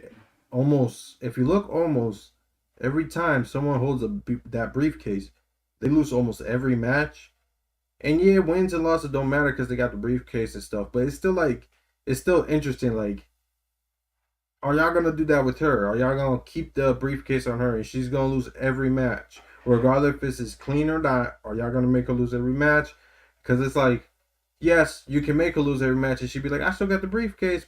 But then it's like, oh, who are you gonna beat? This girl already beat you, and this and that. So my thing is, I wouldn't mind it a little longer, but it's also like, is she gonna lose every match? Because she just lost to Naomi, and keep in mind, Naomi has not won a singles match this whole year. Correct me if I'm wrong, the only thing she won was WrestleMania, but that's because of Jade and Bianca and the trios thing. And other than that, what was the point of Naomi? Like, yes, Naomi finally got a win, but it's crazy how not little by little I'm seeing the pattern of the Money in the Bank holder can lose all they want all the time because, well, they got the briefcase and they'll be fine in the end of the day. And I feel like that's not such a good idea because look what happened with Damian. People started appreciating the run right towards the end of it. People were starting to like it towards the end of it. And then you got videos saying, yo, we should appreciate it more because this one was way better than Cody's title reign. So that's my thing. I feel like I don't want her to be mixed up in that. So who knows? But if they just gonna keep making her lose everything, it's like, all right, bro, you're just doing every other thing, and it could not work. I agree with you, bro, but I just think it's worth pushing it for 4 more segments into the next. Because what's the next one? Survivor Series. Should We be, can, yeah. we can create more. We can give the payoff at a bigger moment and create a little bit more teases. Tease it a few more times. You know what I mean? They don't have to be for 6 months, but it can be pushed back for the 4 segments to the next pay-per-view. You know what I'm saying? And that's my reasoning for saying that, Ricky, what you said about Nia Jax's run isn't that like good. They need to let her hold it a little bit more. Nia Jax has a lot more range than what they're letting her do right now. I think we got to get Tiffany away from her because that her character right now is when Nia Jax has the capability, I think, how Roman Reigns was manipulating Jey Uso and Jimmy Uso and all them, that's not really what Nia doing to Tiffany Stratton. She's straight intimidating her. If she was on some shit like, Tiffany, I love you. Listen, I care about you. Why are you doing this? Why That's are a you big briefcase difference. around me? You need to be going to Raw. I'll go with you to Raw. We'll go beat her up and take her belt. She's like 5 feet tall. Why are you doing this to me? I love you. Like, they're not really, whoever writing for SmackDown Women's Division, they're getting a little bit better with the low, with Mia Yim, Chelsea Green, and all that shit. But now they starting to fuck up with the high. They can't walk. I noticed that too. Like, what the fuck? It's not that hard. Write the fucking same shit you wrote for Roman and Jay. Have her manipulate Tiffany, and you want to make that shit more spicy. Have her manipulate Tiffany to the point where she does cash in on Liv or Rhea, and she's unsuccessful. So then you could be on some shit like Tiffany, like, nah, fuck that. I'm unsuccessful because of you. I want to challenge you to straight up fuck the cashing in, and Nia keeps saying no. But then Nick all this like, nah, fuck that. I'm making you fight her at Survivor Series, some shit like that. Okay, That's why I want to see Tiffany go on the other show so I can gauge her reaction outside of this storyline. Do y'all really fuck with her, or do y'all just fucking with her because y'all don't like her? And that's what we need to see. That's true. But here's the thing with the whole felon cash in on Raw. That would mean it's not necessarily a waste, but like then that mean what was the point? No one was successful this year. Remember, Drew won it, cashed in on the same night, unsuccessful. So it's like, another one unsuccessful, which will make her the first unsuccessful female cash in, which that's not bad. You know, hell, John Cena was the first one actually, if I think so. Either him or Damian Sandow. Pretty sure it was him though. But yeah. So I don't know, because then it'll be like, all right, no one really benefited off of the Money in the Bank this year. And I'm not saying it has to happen every year, but still, like, You already fucked up the thing with Drew. I feel like you should have never done it. Dude, that there was no need for that. But they still did it, and so I think she should successfully cash in. Again, I think it should be with Nia, but I also wouldn't be surprised if they go that route of, oh, you go to Raw, do it, she fails, and then Nia's like, oh, better luck next time, and then she does go for Nia. But still, it's like, you want her to get a pop, right? Let's be real. Jack Swagger had no charisma, and he got a big pop when he cashed in. So, like, let her have that big pop. I think it should be successful and all that shit. But hey, I just noticed something. None of the tag straps are being defended on this card. None of them. Nope. Absolutely fucking not. Not only that, none of the world titles are being defended on this one. It's only the women's. Gunther's going against Sammy on Monday, and Cody's teaming with Roman. I will say this. Now, I don't even want to stick on this because I don't want to debate it because I got too many reasons why. So I'm good with the Bloodline having the tag straps. I think they look strong with it, and it matches. I don't want to debate that, but I want to say at least they defend it. I'll give them right. that. Okay, I don't care. That's my point. Defend it. I don't care. So everybody, I don't want to hear nobody. Oh, they shouldn't have. I like the Bloodline with the title. There's reasons why I don't want to explain that. They defend. But I want to talk about the other ones. What y'all think should go with the other ones? Like, I think it was cool that Finn got both versions of the Undisputed, but they need to drop that. But drop it to who? Who do you think would benefit? I actually thought about my own. They need to get. I don't know how they would do that, but they need to at least give Montez and them get him that strap, get him them straps. Get him the Raw titles somehow. Like, I don't know. Give him the Raw titles because the Raw titles really aren't doing anything for the Judgment Day other than looking like belts. Like, it's not doing anything. Not even for the storyline. Like, let somebody capitalize off those new straps. So here's what I was telling, and Couch, I told you this. I told you this plenty of time. If they're really going to continue with this Damian Priest versus Judgment Day thing, listen, R-Truth just got betrayed by Miz. Them two, you can easily make a tag team with Truth and Damian, and they can take the title. That's money. Now you talk about language. I've been saying this. R-Truth and Damian tag champs. That's money. Yeah. I've been saying this since the first segment. I'm like, yo, I like how it's Damian agreeing with Truth the whole time. So I'm like, I'm thinking they're going to turn him babyface. They're going to kick him out of Judgment Day. And he's going to go with Truth. But they didn't do that. And I'm mad because it's like, yo, you like you said, OG, is money, right? But look what a good tag team. What's a good example? Kane and Daniel Bryan was a good example. You had a little dude who was very athletic. And you had a big dude. They were funny. But they had good matches, and they were the tag champs. You can do that exact same formula with Truth and Damian as tag titles. Like, they can have the tag titles. It's just right there. I think Truth and him. Damian even said it on an interview with Chris Van Vliet. He said it. Yo, we need to do it properly. We need to tag with each other. So, 100%, they should take the titles off because, let's be real, New Day's breaking up. Ain't no way AMP gonna win those things anytime soon. Who else? LWO, what the hell have they done? Who else though? I'm trying to think. Who else? It doesn't need to be anybody. They need to drop them motherfuckers ASAP. Listen, that's what I'm saying. I damn near don't what you call it? Somebody comes out in the handicap match. I'd rather two random motherfuckers who not a tag team had a Raw championships, and we see what the fuck happens, how they deal with RK Bro type shit. Then there is like absolutely nothing is coming from Finn, and I can't even remember his name. There you go. Right they call him JD McDonald. Yeah, Finn and JD. It's doing nothing for that. Let me tell you how they fucked up. Tony Khan is partially to blame for that. Because what they fucked up with is that vignette yesterday, people saying that's the Motor City Machine Guns. The Motor City Machine Guns was supposed to go to NXT. I think the reason now that they're going to go to SmackDown is because Tony Khan fucked up what Penta and Ray Phoenix was going to do. So now what I would have did was I would send the Motor City Machine Guns to Raw to go get them belts off of Judgment Day.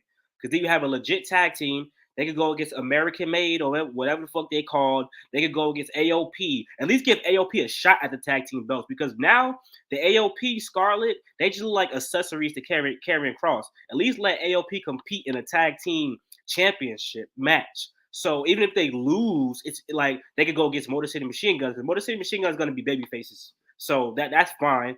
But now the Lucha Bros, like, I guess you're gonna have to wait like a year for that. But the expectation is still for them to go to Raw. But yeah, at this point, it's like we gotta wait hella long for that shit because of the shit with Tony Khan. So it's like I don't know who can take it because the tag team on Raw is mostly heel. Yeah. So unless you want Hill versus Hill, but they don't do that often.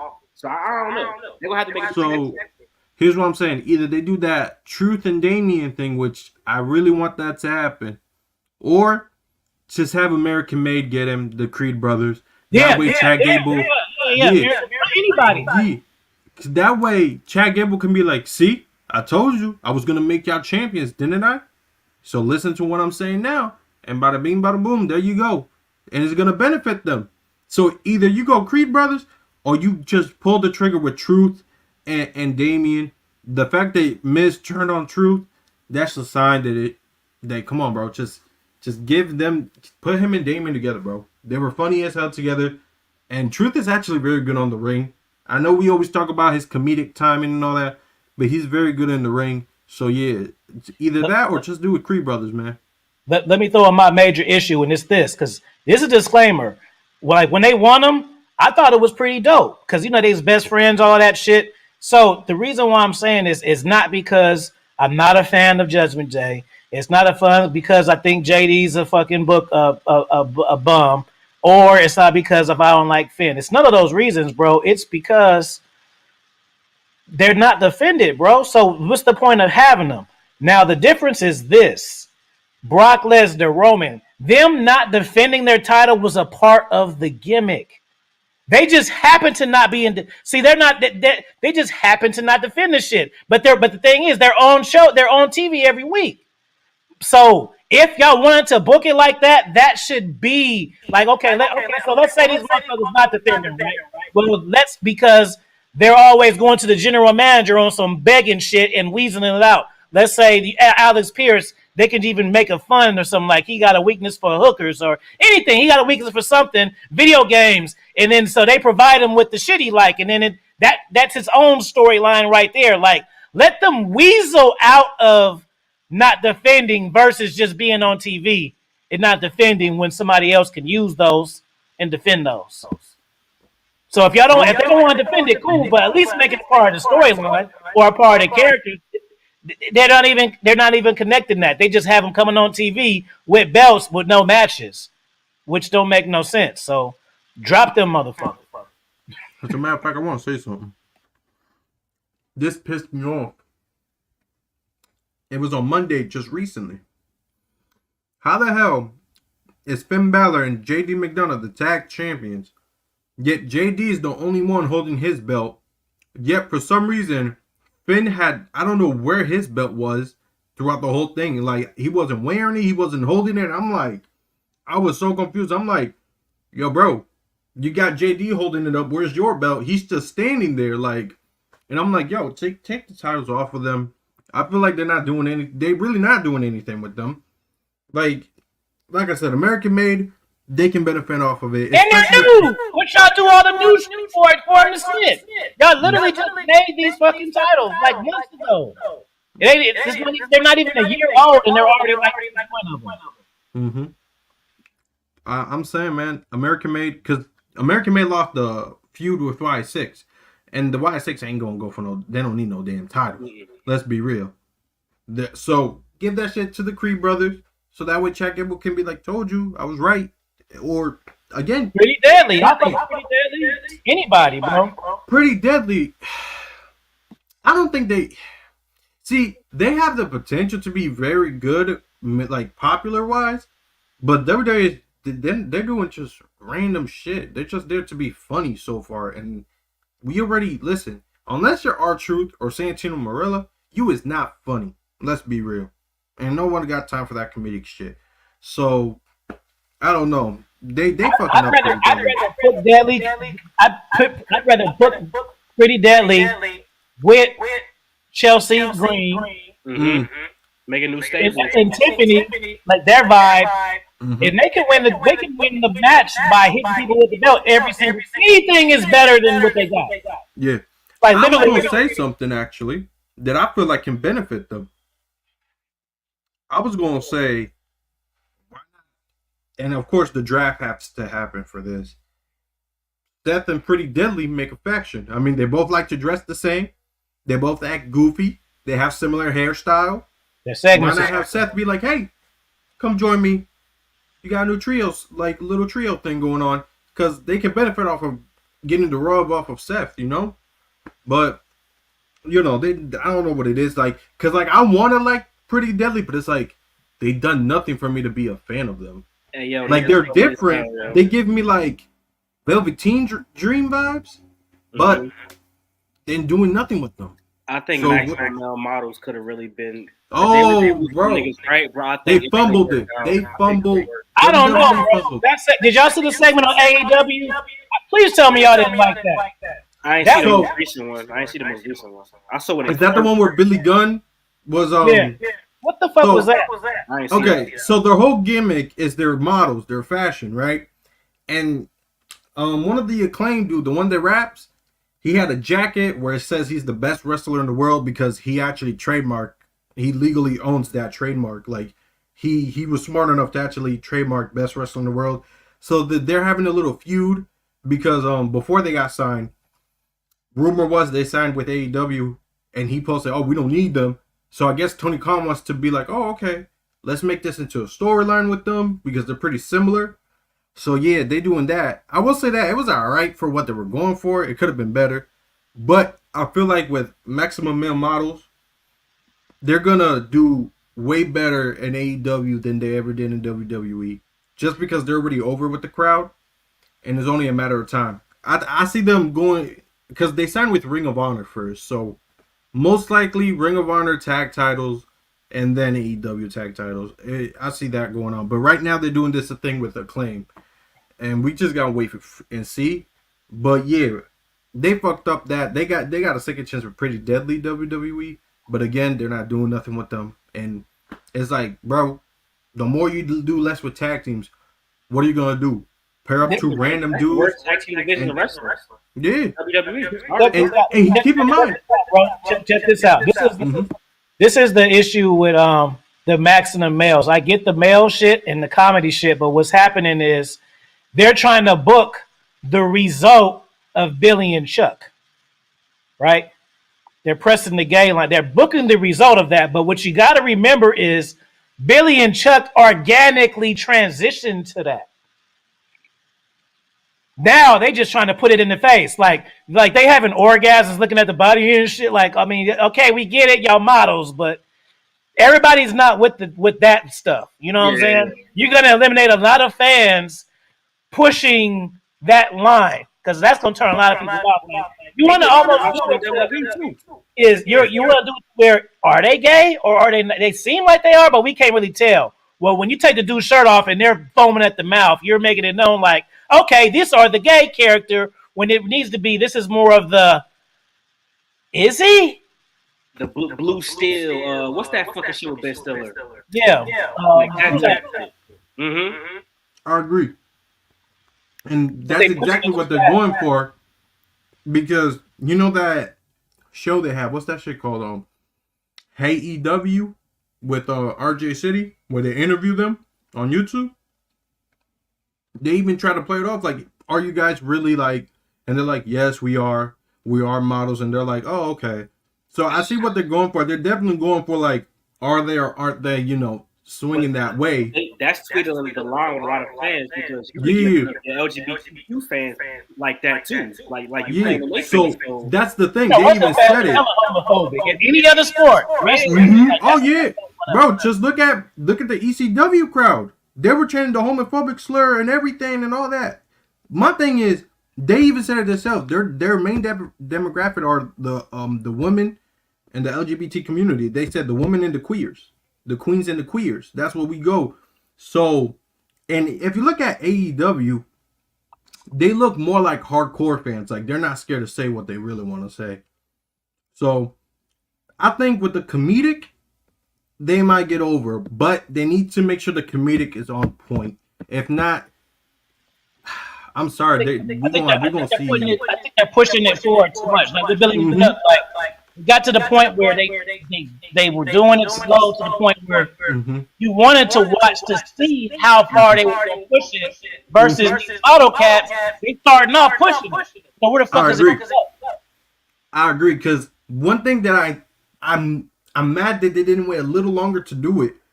They did a photo shoot with their merch, and they try to make it seem like they both were naked, and the merch was covering them up. I don't know if you saw that. And I was like, okay, see, this is something you could have done months later, and they would have been like, oh, so it's getting closer to are they or are they not? But because they did it so fast, it's like, oh, okay, it's either are they not, or is it, oh, okay, it's funny, haha. You know what I mean? Like they're not taking their time with it, they need to chill, because it's like, because them being models, you can do so much with that. Like them talking the way they do and acting, okay, that makes sense. But all that extra shit and being like thirsty over the fucking abs or whatever, you gotta wait, because then it's like, oh, okay, like Billy and Chuck is gonna go, naturally. It's gonna happen, the flow. But they're pushing it a little too much. So we're gonna have to wait and see though. I still gonna give them time, because they really is entertaining in my opinion. That's because I think I think Tony is that. He's just like, yeah, do whatever you want with it. Oh yeah, that's true. 100% buddy, go for it. Yeah. Tony, you know what it is? Tony is like, oh, this is working with the crowd. Keep doing it and do it times 10. Like for example, he is a businessman, man. Who's the dude's name? Daniel Garcia. He has that dance, right? Guess what? At first he was doing it here and there, but once people started doing it and started liking it, all of a sudden he's doing it in the entrance. He's doing it in the ring. He's doing it walking out. He's doing it cutting a promo. So my thing is, I think Tony is like, listen, this is working. Keep doing it. Do it more. Just keep doing it more. And I feel like don't always do it. Like certain time and place for it. Real quick. My subs was on my ass about this. How do y'all feel? Because I don't like this shit, bro. You got Bianca and Jay hosting this motherfucker, bro. I think they should have had a match. I'm sorry. I want to see the women's tag team championships defended, bro. That shit is we going backwards, we're not going forward. Why don't they host it because they black women in Atlanta? And then if you say that shit, they're gonna say I'm talking out my ass. No, that's the obvious thing. Because now they hosting too. Yeah, I was gonna say that. What's your opinion on Naomi being at it? Me, I was like, listen, okay, they're hosting, cool. Man. They should have defended them, but like you said, we know why they hosting. And then them adding Naomi the last minute, it's like, okay, it's obvious as fuck why they're doing it, and you can't convince me otherwise. They're in Atlanta. The hottest rappers that are coming out right now are from Atlanta. So hey, yeah, let's have these ghetto ratchet girls, at least Naomi is, host an Atlanta show. Oh, and guess what? Metro's gonna be there. Ooh, hip hop artist Metro. Come on, man. And which I'm okay with it, but it's just right there. They're not even trying to hide it. It's like a part of their gimmick, how they're the big three. Well, they could have been the first black women champions to host and defend in the same night. They don't even need a 20-minute banger for that. Just 5-minute one. You never know. Damage Control might come out. I don't think they're that fucking smart. So we'll see. I don't see that happening. But I mean, Pure Fusion could come out and be like, we challenging y'all right now. Y'all hosting. Fuck out of here. Or the shorties from NXT that they had helped Kalani with. JCJ and whoever the fuck. So so they could, but I don't think they're that smart. I ain't gonna lie. Listen. Jay need to call up, and now they got they need to be a fucking unit, the four of them, bro. I could fuck with that. Listen, that's evolution, bro. Yeah. Ooh, I like that. Oh, I like that. I like that. Oh, gee, you cooking right now. We Listen. got the fucking Jada as the future. We got, I mean, not Jada. We got Parker as the future. We got Jada as the muscle. Bianca as the star, and then fucking Naomi the veteran. there you go. Absolutely. Listen, everybody that's watching this stream, be happy none of us are like multi-millionaire or billionaires, because we would legit start a company and this is the shit we would do. Like, this is shit WWE can make money off of right here. Like, bro, I'm telling y'all lucky we ain't got the bread to make a wrestling company right now, bro. That's facts. I put it like this. Let me see if I get your vision. So let's pretend this how they got what's the white cat? I like him too. What's the white cat name that play football that be hosting and doing commentary? Pat Rob McAfee. McAfee. So okay, just like that. Now he was already famous, but happened to like wrestling and happened to have a podcast. Like if the three of us was already famous in the opinions and the style of booking, we would have the top wrestling show. Because every other wrestling show says what you think you're gonna hear, and you debate that. Every time that we talk, we're gonna make people think about things they never thought about, and then the level of knowledge is not gonna get. Some people know what it is, but that's just as far as it goes. Absolutely. I was like, why so many niggas leaving? I'm like, oh, this shit about to start. But yeah. Oh yeah, it is about to start. I'm watching the pre-show right now and they ain't talking about shit. Wait. So who won? Oh yeah, Afi got it. I counted it. Damn. All right, OG, you got it. Yeah, you got it. Because I knew you was gonna get the Rock, but I didn't expect the women's picks caught me off guard. I knew he was gonna get the Rock. Yeah. I ain't gonna lie. I was hoping the Jada Parker pick was gonna save me. That's why I waited for last. Because I knew these dudes. Listen, say what you want. You just say her name, motherfuckers be like, damn, fag. Like your brother. You look at your brother. Your brother was like, he won. And we weren't even done yet. But yeah, no, that's true, man. You did. I think the final boss rock, yeah, you definitely got that. With that right there. You know what's crazy is I'm one of those underdog type people. Like, and I use people like Rhea as an example. I was a big Rhea fan until everybody else started liking her. Like it was fun being a Rhea fan, and I used to want to have sex with her, and it was like before she was like the it girl. Now that everybody likes her, I kind of like her last. Like, damn, y'all just now seeing her type shit. I'm the same way.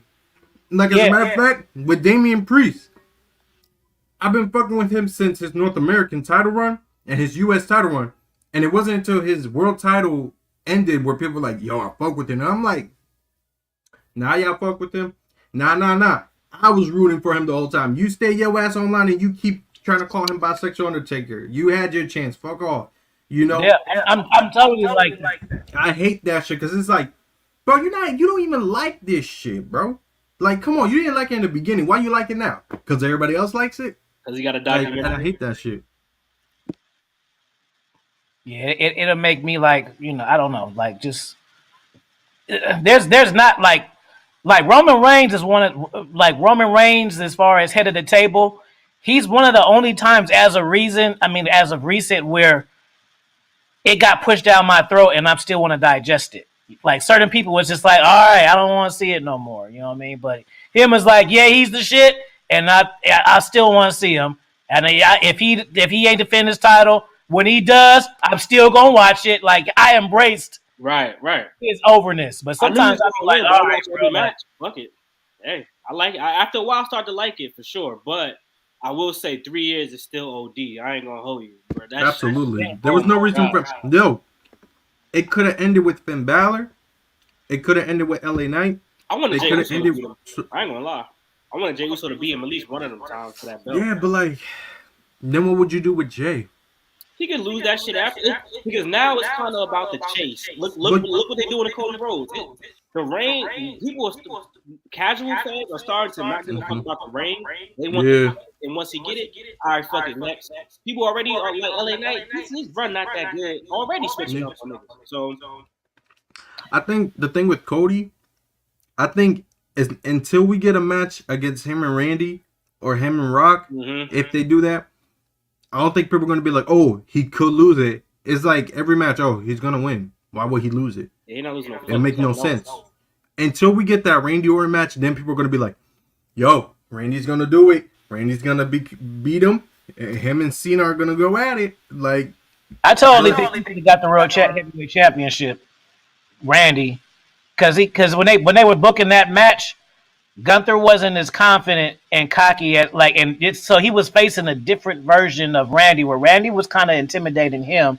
So where if he lost, it could be more like Gunther saying, I wasn't ready for this version versus I don't have what it takes. Right.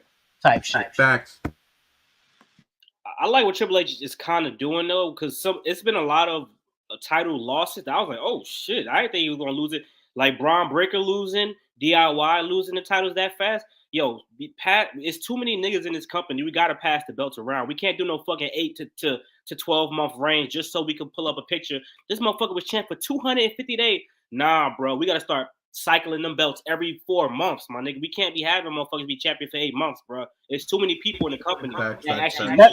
That's the reason why Ruthless Regression was so good, because it used to be title exchanges on TV. Yes. And it used to make the matches hella excited because you had to watch it. You wouldn't be like, oh, fuck this title match. Let me just catch it online, because you didn't want to miss a possible title exchange. You know what I'm saying? Because anybody could lose at any given time. Now, you kind of know, even the surprises that caught me a little bit, I still knew the motherfuckers wasn't going to lose yesterday, for fuck sure. I knew for a fact that they wasn't going to lose. Like, it was no way. It's just like Sami Zayn is not beating no damn Gunther for that belt. If Sami Zayn beat Gunther for that belt, I might have to DM Triple H and tell him to shit out of her. Because if y'all really... I'm going to have to boycott Raw. I might have to stop watching Raw. Bro, you cannot believe in Sami Zayn that much, bro. If you believe more in Sami Zayn than Kevin Owens, I don't know, bro. Listen, if you're not going to take Sami to beat Roman when he was red hot with the Bloodline story, what is the point of him beating Gunther now when he's not even as big as that anymore? Come on now. He was big with doing the Bloodline shit, and y'all could have easily took the title off of Roman and gave it to Sami, and everybody would have been okay with it. But no, hell no. Gunther's retaining. I think someone like, you know what? Sheamus can beat him for it. Why not? They always have bangers after bangers. They're gonna have that match eventually. So yeah. That moment made me trust Triple H, to be honest with you, because I was one of the people who were hella mad about them not letting Sami Zayn go over, and I felt that was a missed opportunity.